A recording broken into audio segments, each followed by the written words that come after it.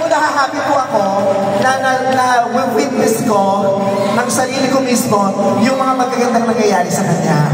Katulad nung unang araw niya nung nag-shooting doon sa pelikula namin na Copy Mother. Artista na siya. Kita-kita ko yung mata niya na parang hindi pa nakakapaniwala, nalulutang. Pero ang sarap makita na nararanasan mo lahat ng yan, di ba? Ang dami ng pinto na nagbukas para sa'yo! Yes, thank you. Sana hindi magsara. Hindi magsasara. Kung kailangan kong kalusuhan ko yan, huwag lang magsara. Thank you so much. Sobrang excited. Kung kailangan kong maglagay ng ipit sa pinto, gagawin ko para hindi magsara. Kilala mo, kung magaling ako pagdating sa ipit. Hoy, wag mo silipin, wala dyan. Mali ka nang sinisilip. Ganun pala yun. Sinisilip mo niya rin, interesado, hindi mo ito gusto. Pero nakaka-proud ka, nakakatuwa na makita silang lahat dito. Ito yung gusto talaga natin mangyari. From your first concert sa New Frontier, sabi natin, ito magsisimula lang tayo sa medyo maliit, tapos dire-diretso yun. Ito na, nagdidire-diretso na yun. At hindi naman ito nangyari dahil lang sa sinuwerte ka. You worked so hard for this.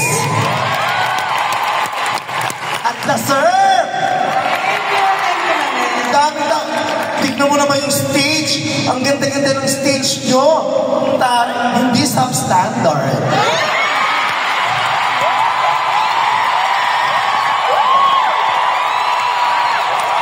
Diba? May budget. Pinoto ang budget, hindi kinupit ang budget.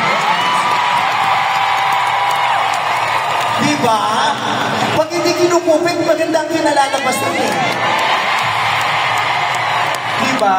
Sa magandang pagkakataon, magandang stage mo, ikaw maganda ka, maganda ang nararanasan ng mga tao. Diba? Yung mga people behind, sila yung pagod, lapot. Kasi ganun talaga ang servisyo. Sa likod, pagod ka, lapot. Ang nakikinabang yung mga naririto. Sa ibang bahagi kasi, diba? Yung mga dapat makinabang, lapot. Pero yung mga dapat mag-servisyon, sila yung fresh. Yes. Diba? Nakakatuwa ka. Ang galing-galing ni Clarice, diba? Kaya sana po wag po kayong magsawa sa kanya. Promise po, in a few months, mag-iiba na siya ng hair. Hindi kayo magsasawa. Marami kaming planong kulay.